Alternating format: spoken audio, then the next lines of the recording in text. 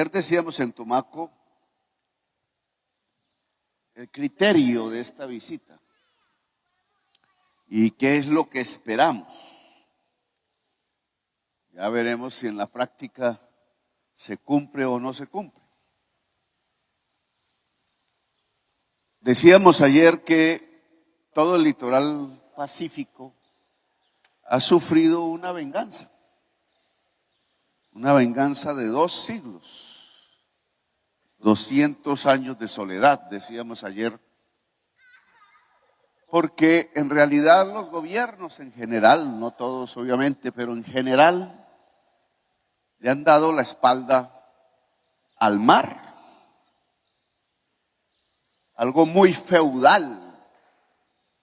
Los señores feudales eran los que creían que su riqueza era la tierra y se apropiaban de las tierras y hacían sus castillos en lo más alto de la montaña para defenderse de los otros señores feudales y cuidar a sus doncellas. Y entonces se alejaban del mar, no eran comerciantes, no miraban qué había en el mundo. Su ombligo quedaba en lo que hoy llamaríamos la hacienda. Y Colombia se configuró a partir de los españoles así, dándole la espalda al mar, pero todavía con una complicación mayor, y es que en el país no solo se construyó un feudalismo con los españoles, sino que los españoles lo que trajeron fue la esclavitud, obligando a la fuerza a pueblos africanos, a sus reyes, a sus princesas, a su cultura a ser destruida completamente para llegar aquí y por perpetuidad, tanto de ellos, de sus hijos, de sus nietos, de sus descendientes, condenarlos a la esclavitud. Toda América se construyó en el siglo XIX, en el siglo XVIII y antes. Solo hay que recordar la canción de Joe Arroyo, se construyó a partir de la esclavitud. Su economía se construyó a partir de la esclavitud. Y esa es una marca cultural, ideológica, que está acompañando el proceso histórico de Colombia. Eso lleva a un profundo racismo. Eso lleva a una mentalidad premoderna del siglo XVIII. Eso nos apartó del desarrollo humano que hoy lo estamos viendo y sufriendo. Si los Estados Unidos, a los cuales les tocó hacer una guerra interna entre ellos, no hubiera asumido el papel de la libertad de los esclavos en su propio territorio, sería tan atrasado como somos nosotros desde el punto de vista económico, no hubieran podido ser la potencia mundial que han logrado ser. Les tocó levantarse en armas y matarse entre ellos para que un ejército, el de la libertad de los esclavos, pudiera vencer. Los otros decían que era una propiedad divina y humana, ancestral, el que unos hombres pudieran ser dueños de otros hombres y de otras mujeres a la eternidad. La venganza consiste en cuando esos seres humanos condenados a la esclavitud deciden ser libres, se vengan de la libertad. Hablaba del tema del Haití, por ejemplo, y de que los obligaron después de hacer la revolución de la libertad a pagarle a los franceses durante siglo y medio las indemnizaciones por haber decretado la libertad de esclavos. Los franceses, que tan democráticos se creen ellos mismos, y condenaron a su antigua colonia, Haití, al atraso que hoy está viviendo. Un país sumido en la violencia fratricida, prácticamente sin Estado, prácticamente sin futuro. Y entonces se dice hoy, no, es que la culpa la tienen los negros, que no son capaces del desarrollo. Y los franceses mismos no miran su propia responsabilidad, cuando literalmente le quitaron toda la riqueza y la potencia al país. Aquí sucedió lo mismo. ¿Por qué no hay una vía de Popayán o de algún lugar del Cauca andino al Pacífico?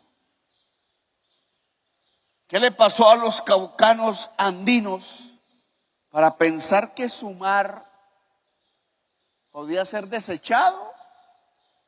El mar Pacífico, decíamos ayer, la zona más rica del mundo, la configuran los pueblos y las naciones que tienen costa en el mar Pacífico, en el océano. No hay sino que ver los chinos donde pusieron sus grandes ciudades, esa economía tan enorme y poderosa que es Shanghái, que es Shenzhen, que es la misma Hong Kong. Hay que ver dónde pusieron los coreanos sus posibilidades de una economía que hoy de las más importantes del mundo, allá donde fuimos a pelear creyéndonos nosotros más ricos que ellos. ¿En dónde están los australianos? Y por este lado, ¿dónde están los gringos? Los gringos tienen su poderío en las dos costas. Lo demás es regodo, pero en las dos costas tienen su potencial económico. La Nueva York del lado Atlántico y California del lado Pacífico. Ellos hicieron la conquista del oeste, acuérdense de las películas, para llegar precisamente al Pacífico con ese inmenso costo que era atravesar caravanas, ferrocarriles de un lado del planeta prácticamente al otro, claro, atraídos por el oro y por la codicia, pero no abandonaron su Pacífico. Y Latinoamérica tampoco lo hizo. A pesar de todo, las principales ciudades de Centroamérica están en el Pacífico. México no olvidó Acapulco y los chilenos sí que se construyeron alrededor del océano que tanto amaba Pablo Neruda. Lima, ¿dónde está? Pero en Colombia pasó algo diferente. Los grandes hacendados del Cauca con apellidos que todo el mundo conoce, esclavistas, dijeron no, esa es la tierra de los negros, allá no llegamos. Y ellos eran los que gobernaban Colombia. Y lo mismo los antioqueños en Medellín y lo mismo los bogotanos en la Santa Fe de Bogotá, todos blancos, todos herederos de los esclavistas, querían vengarse de ese espíritu que llevó a tantas comunidades negras a gritar libertad, a irse de la hacienda, a dejarles los cepos tirados para ir a construir un caserío, un punto donde poder criar los hijos y los nietos y poder vivir en tranquilidad y en libertad. Esos 200 años de soledad de las élites de Colombia que abandonaron sus mares, solo reconocen por allá la Cartagena hermosa, solo se meten en los centros de convenciones de Cartagena y no ven para los lados, se encierran allá y después salen a emborracharse. Pero ni los mares, ni el Caribe, ni los mares del Pacífico les interesan, porque piensan como feudales, porque piensan como esclavistas. Eso condenó el litoral pacífico no solo a ser una de la región más pobre de Colombia, cuando debería ser la más rica, sino que también por ese camino terminó presa la región de la economía ilícita. Y entonces lo que sí se expandió no fue la riqueza lícita de las comunidades, el potencial de desarrollo de las comunidades, sino la mafia dominando el territorio, tratando de usar la salida al mar, porque ahí sí reconoció la mafia, a diferencia de la élite política colombiana, que al final se plegó a las mafias e hizo alianza con ellas, reconoció que el mar tenía un valor que para ellos era usarlo para cruzar las embarcaciones sumergibles o no repletas de toneladas de cocaína con destino a otros lugares del mundo. Y la región entonces se sumió en la violencia, porque la economía ilícita tiene como consecuencia que solo se puede defender con las armas, que cobrar una cuenta, que resolver un problema en la producción, que cuidar que la armada o el ejército no incauten la cocaína, se resuelve con plata y fusiles. Comprar el líder aquí, comprar la lideresa allá, y si no se deja comprar, matarla. Y matarla no solo a ella, sino a sus hijos, a sus nietos.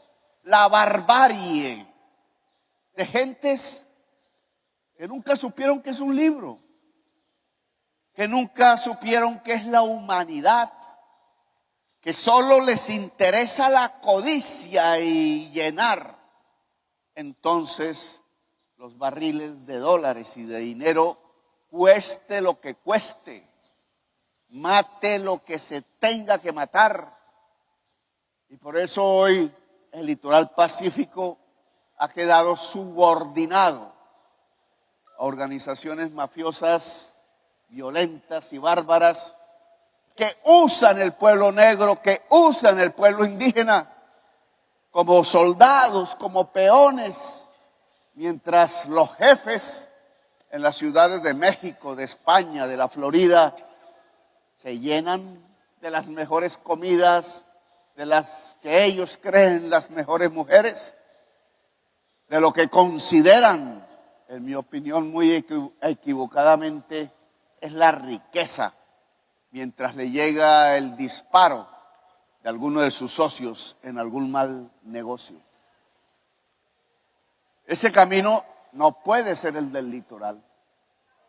La respuesta al abandono de 200 años no puede ser la economía ilícita, porque tendremos, ya lo miramos, jóvenes negros matando jóvenes negros, jóvenes indígenas matando jóvenes indígenas, y una absoluta intranquilidad en las poblaciones.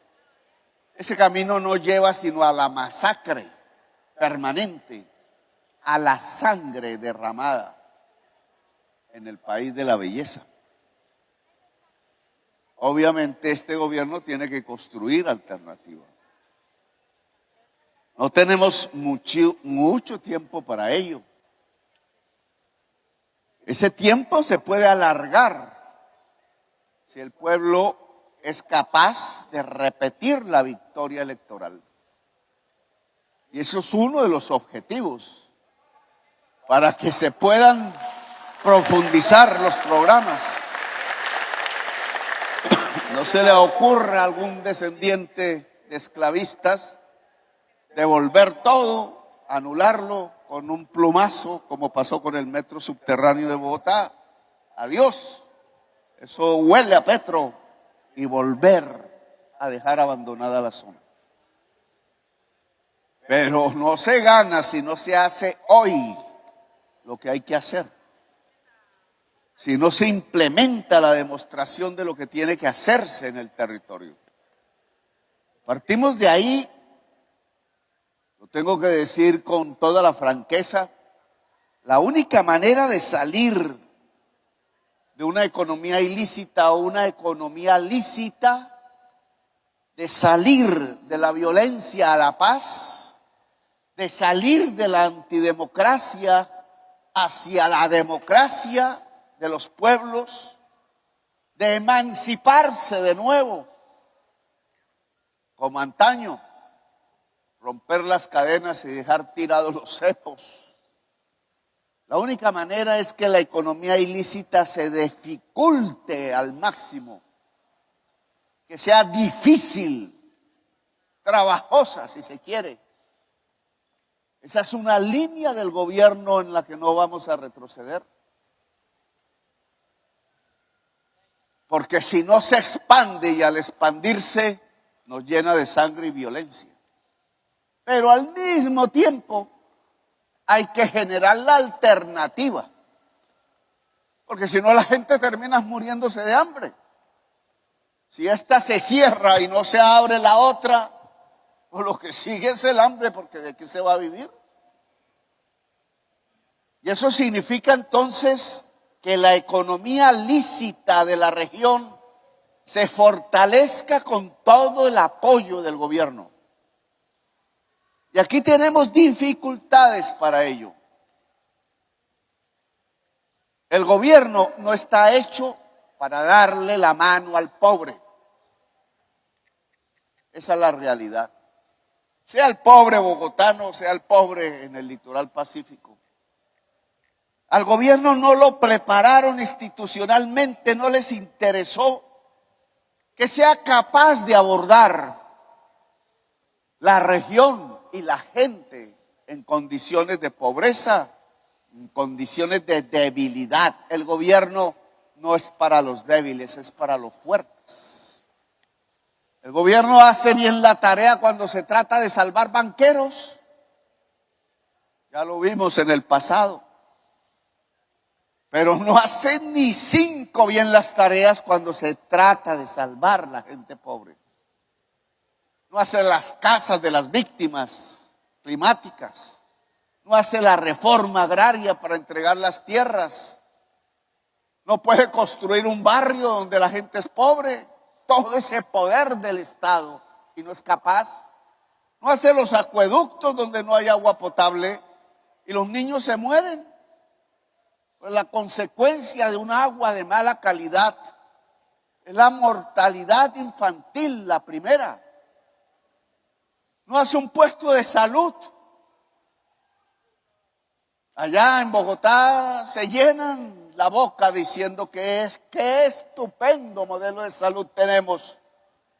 Pero lo miran en Chapinero, no vienen acá. Y aquí no hay un hospital poderoso. ¿Qué le pasa a la gente que se enferma en el litoral pacífico? ¿Dónde están las EPS? La gente termina muriéndose antes de tiempo. Cuando podía ser salvada, no está la enfermera, no hay médicos. ¿Y el Estado entonces qué hizo? ¿Cómo es posible que en 2 siglos no hubiera una carretera del Cauca andino al mar? Me da temor que en este tiempo este gobierno tampoco sea capaz. Porque se deja dominar de la inercia. Se deja dominar del tecnócrata de abajo que impone la decisión. Cuando dijimos, hay que hacer el plan de inversión en cada ministerio, en cada entidad, para la región excluida, no se ha hecho. No es que los códigos no permiten en el sistema. ¿Qué carajo? La técnica sigue a la política, no la política a la técnica. ¿De dónde sacaron esas conclusiones? Si el sistema no se puede mejorar, se contratan los técnicos en sistemas que lo mejoren. Pero no es la política y la decisión popular a través del voto la que se tiene que arrodillar a un tecnócrata que tiene intereses escondidos. Como por ejemplo llevarse el dinero de las sedes universitarias a que la politiquería se lo coma en el FOMAC, como lo hicieron hace un año. Lo que se necesita aquí es un gobierno de mando, capaz de hacer crecer la decisión popular. Este gobierno tiene ese reto, el reto de transformar el territorio, que es el nombre de la paz, transformarlo de unas economías que traen sangre hacia unas economías que permitan libertad. Aquí las personas que hablaron más o menos nos dibujaron posibilidades que la gente misma aquí pues ve, siente, experimenta. ¿Quién más va a conocer mejor el territorio que la persona que vive en el territorio? Nosotros podemos equivocarnos si no seguimos la pauta de la gente. Entonces lo primero es la carretera al mar. No digo lo primero, pero digo uno de los ejes fundamentales. Yo no sé por dónde, ahí hay ya otra discusión. Pero la carretera al mar ya la hicieron los ilegales. No la hizo el gobierno. Abrieron trocha para sacar los cargamentos de la cocaína y hay una carretera. Lo que no hace el gobierno lo hicieron los ilegales. Ahora, claro, carretera que debe ser carretera que no es carretera, que es una trocha peligrosa, etcétera. Porque aquí sucede lo mismo que en el Chocó. ¿Por qué no ha existido el dinero ni el proyecto para hacer una carretera del Cauca andino al mar? Porque toda la plata está rodeando a Medellín y a Bogotá.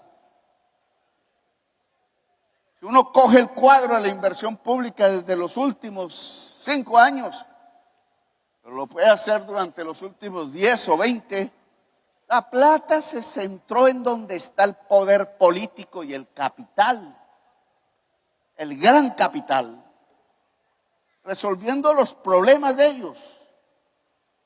Grandes cantidades de dinero público invertidos allí, incluso con robos, como sucedió con la Ruta del Sol 2. Pero nunca se miró el Cauca. Nunca se miró la Guajira, tiene el 0,4 billones en los últimos 5 años, mientras el Valle de Aburrá tiene 13 billones. Y no es que no quiera a Medellín, como dicen algunos de los políticos, sino que tenemos que ser más equilibrados. Porque al final Medellín es la que se perjudica y Bogotá es la que se perjudica si las regiones pobres de Colombia se sumen en una mayor pobreza. Porque al final esa violencia termina devorando la gran ciudad, como estamos viendo ya en la ciudad de Bogotá. Más equilibrados significa más equidad, más justicia. Entonces la carretera al mar en el Cauca es indispensable, o si no cualquier producto que se haga aquí, si su destino es el interior, pues sale más caro. ¿Cómo se lleva con mula? O a Buenaventura a ver si coge la otra carretera. Todo eso encarece, las posibilidades disminuyen. Lo mismo la fibra óptica. El ministro TIC, porque estas son las cosas de la modernidad. Cuando hace 2 siglos no se hizo la reforma agraria, la riqueza estaba en la tierra fértil. Quisieron concentrarla. Pero ahora hay otras riquezas que también están concentrando, otra tierra fértil, como la banda ancha que se llama, tierra digital para producir, para conocer el mundo y para inventar, cada vez más poderosa en el mundo. Si no hay aquí fibra óptica, se atrasó igual que se atrasa por las condiciones de hace 2 siglos, se atrasa la sociedad. La prioridad de la fibra óptica no puede ser otra vez allá en el centro de la riqueza. Tiene que ser aquí, Esas licitaciones de las 5G deben comenzar, y esa es la prioridad, es conectando estas regiones. No, primero hacemos el negocio y después sí vamos a pensar en las regiones. Resulta que nunca piensan en las regiones. El país tiene la descomunicación digital más grande de la OCDE. La OCDE es donde nos metimos, los países 40, no sé ya cuántos son, más ricos del mundo. Nosotros somos los últimos, nosotros no somos ricos. Santos quiso mostrarnos en el club de los ricos y ahí aparecen los datos. Resulta que somos el país que más trabaja en horas, pero el de menos productividad. Entonces, ¿cómo es ese trabajo extendido en la jornada sin productividad? Pues lo mismísimo que pensaban los esclavistas. Extender el máximo a punta de uso de la fuerza muscular del trabajador o de la trabajadora y no desarrollar la productividad que tiene que desarrollarse es a partir del cerebro, no del músculo, como en las economías modernas. Entonces, si trabajamos a punta de músculo que se desgasta, pero no tenemos ninguna capacidad cerebral en la producción, cuando metemos la reforma laboral, entonces dicen que estamos equivocados. ¿Qué va? El último lugar en productividad de la OCDE.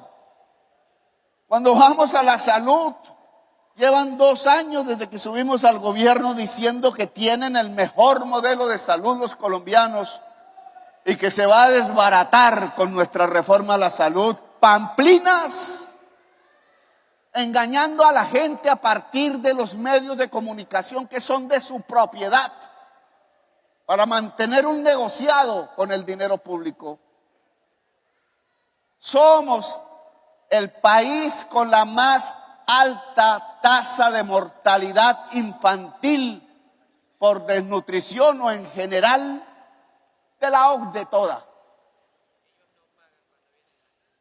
El lugar de la OCDE donde más mueren los niños y las niñas menores de 5 años. ¡Qué orgullo del sistema de salud es ese! El segundo país con la tasa más alta es México. Y estamos lejos por delante de México, pero como por 3 veces.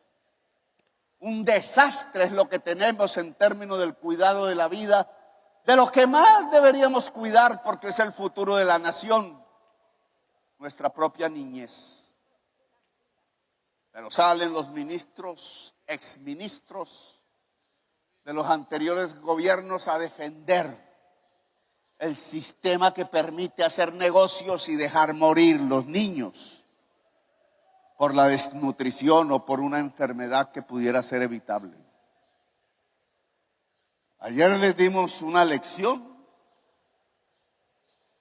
no sé cuántas veces habrá salido en los medios de comunicación, porque en el primer año del gobierno del cambio redujimos la tasa de mortalidad infantil un 30%.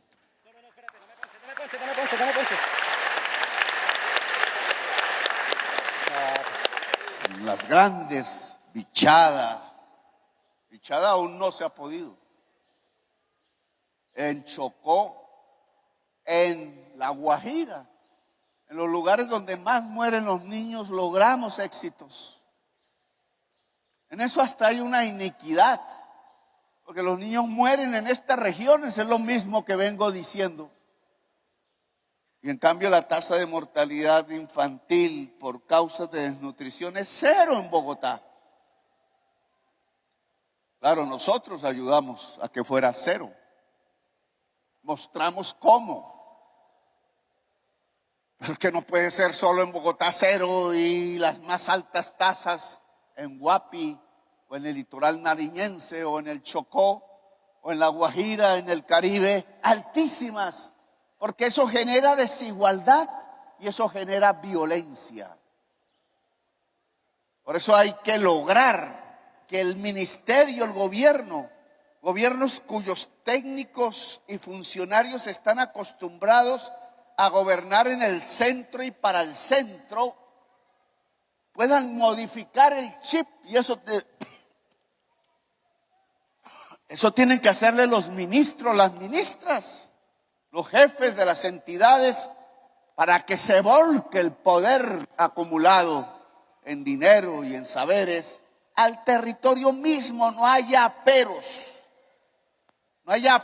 para poder lograr algo que nunca se ha hecho, y es volcar el recurso público en la región olvidada, por tanto en la pobreza. Alguien dirá entonces, es que le van a regalar la plata pública a los negros y a las negras y a los indígenas y a los pobres. Alguien decía en un trino, los guisos. No es regalar, es construir las capacidades del territorio para poder desarrollar la potencia de su población. Una carretera no es un regalo, es para potenciar lo que se puede generar en este tipo de territorio, en Guapi y otras regiones. Es para que la población pueda desarrollar su capacidad sin mayores obstáculos. Con menores obstáculos siempre habrá problemas. Es que es ayudar a la pesca. No para que tenga un director o directora por ahí dentro del Ministerio de Agricultura sentada en Bogotá, no. Es para ver cuál es el plan, cuánta plata se necesita para que el país colombiano, a través de su litoral pacífico, pueda ser un poder en la pesca tal cual lo es nuestro vecino en el sur, Ecuador, o más al sur, Perú, o más al sur, Chile. ¿Por qué puede Chile? ¿Por qué puede Perú? ¿Por qué puede Ecuador? ¿Y por qué no podemos nosotros? ¿Cuál es la diferencia del agua? Es el mismo océano. ¿Por qué ellos sí pueden y nosotros no?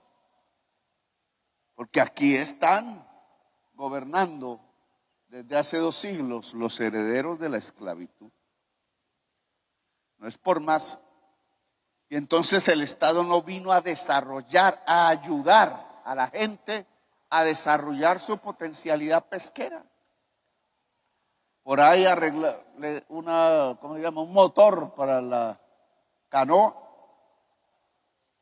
Esa fue mi primera experiencia electoral en Tumaco. Un viejito que ya no creo que esté vivo, diciéndome, oye, yo le decía, ¿en qué se puede ayudar? No, tráigame en un motor. Porque a punta del músculo para el remo, una persona vieja pues ya no puede. Un motor, no había un motor. ¿Cómo es que no se puede desarrollar? ¿Acaso los pescadores no saben pescar? ¿Acaso el SENA no puede enseñar la pesca si es que se necesitan nuevas capacidades?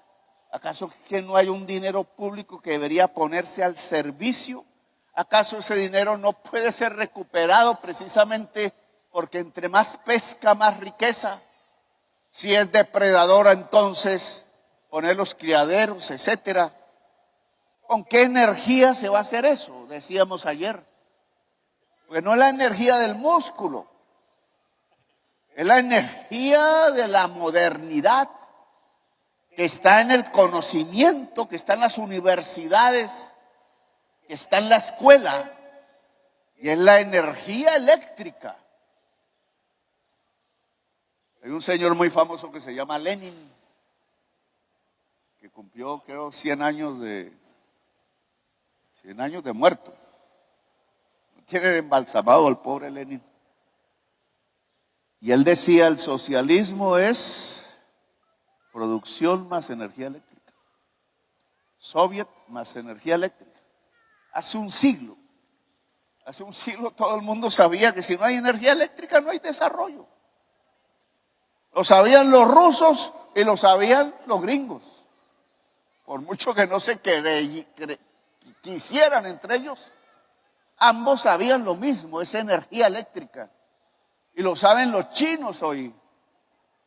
Ahora todo el mundo sabe que es energía eléctrica limpia, no sucia, porque si es sucia, se acabó el planeta, se acabó la vida en el planeta. Lo estamos sufriendo aquí con la sequía que tenemos.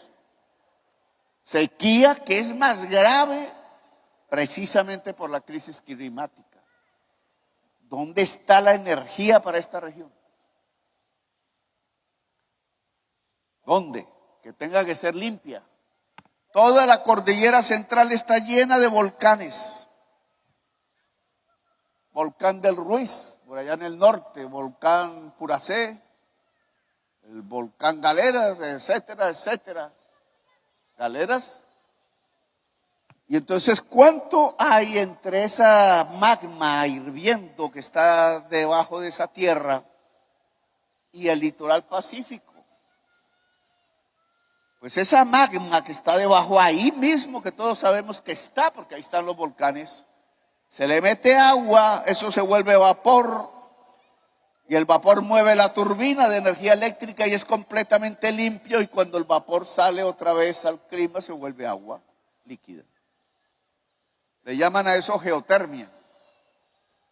Es limpia, y tenemos todo este borde aquí de cordilleras listas para eso, y no hay un proyecto que traiga la energía a Buenaventura, que traiga energía a Tumaco, que traiga energía a los pueblos, que entonces por el litoral se reparta en todo el litoral pacífico y tendríamos fuerza eléctrica.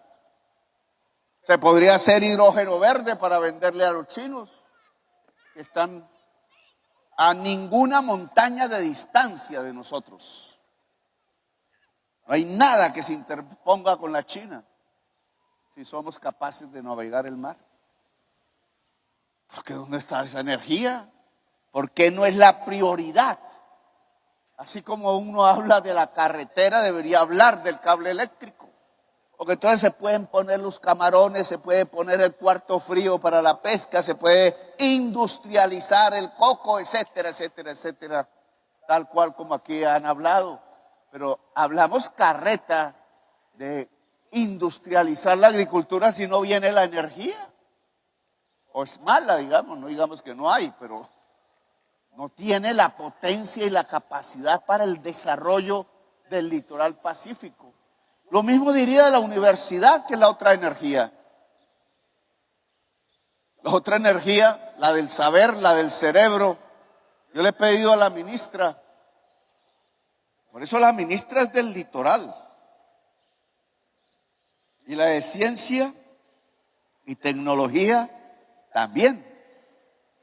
No es por un adorno, como hacían en el pasado. No es que vamos a demostrar que somos demócratas y que ya no somos los esclavistas blancos que dirigimos el país, sino que vamos a poner a alguien de color a nuestro lado para que se vea la foto bonita, o por lo menos no criticable. Así fue como aprobaron el TLC en Estados Unidos, con un acuerdo de ese estilo, porque la bancada negra de los Estados Unidos les dijo: nosotros no votamos eso si no hay gente negra en el gobierno. Por primera vez, pero era para que le firmaran el TLC. Con el TLC no se ha beneficiado ninguna familia negra en Colombia. Ahora, no es para adorno, es para que se priorice el programa de inversiones en la infraestructura escolar en todo el litoral pacífico, para que llegue una universidad de calidad y la juventud pueda tener otra opción. Si no hay universidad, la juventud ¿qué tiene? O cómo meterse en un barco a ver si lo lleva a Estados Unidos, y ahora por el tapón del Darién, que es peor. O meterse y enrolarse donde pagan 2 millones de pesos para ayudar a los cargamentos de cocaína y ahí terminar recibiendo un tiro. ¿O irse a dónde? Pues si hay una universidad, hay otra alternativa. ¿Dónde están las facultades de medicina y enfermería del litoral pacífico? ¿Cómo va a haber enfermeras si no se educan enfermeras de la región? O médicas y médicos. No va a haber enfermeras, porque una enfermera tiene que saber cómo se hace, y eso pasa por una universidad. Y si la universidad está en Cali o en Bogotá, pues allá se queda, que allá también la necesitan. Y entonces la región va perdiendo su potencialidad, sus capacidades para desarrollarse. El gobierno, que ahora creo que por la tarde habrá Consejo de Ministros, tiene que pensar esto es en colectivo. No es cada proyectico por ahí. A ver si se ocurrió o llegó alguna lobby de las organizaciones aquí presentes logró meter un proyecto. No, tiene que desarrollar la agenda territorial del litoral pacífico de Colombia. Con plata. Que las carreteras nos valen más que las de la sabana de Bogotá, pues tocó, sin miedo. O si no, ¿en qué consiste el cambio? ¿Cómo se hacen las revoluciones? Si Colombia desarrolla, no en el sentido blanco y occidental, sino en el sentido negro e indígena, los seres humanos del litoral pacífico, Colombia va a ser muchísimo más rica de lo que es hoy. Tendremos para hacer el metro subterráneo en Bogotá. Pero si no se desarrolla el litoral pacífico, es como meternos en un sifón. Al principio los mismos de habitantes de aquí caen al sifón, pero van llevándose el resto al sifón. Y los otros tenemos que desatar el huracán, no el sifón. Es un huracán, un círculo vicioso no, porque ese es el sifón, sino un círculo virtuoso, que cada vez más rápido sea el que expanda las potencialidades de la gente en el territorio. Ahora, que nos va a costar, que nos van a suspender ministros aquí, ministras allá. Eso ya lo vivimos en Bogotá Humana. Que no nos van a dejar gobernar. Pues claro, si es la mentalidad de quienes acostumbrados a dejar la gente abandonada, pues no quieren que haya un ejemplo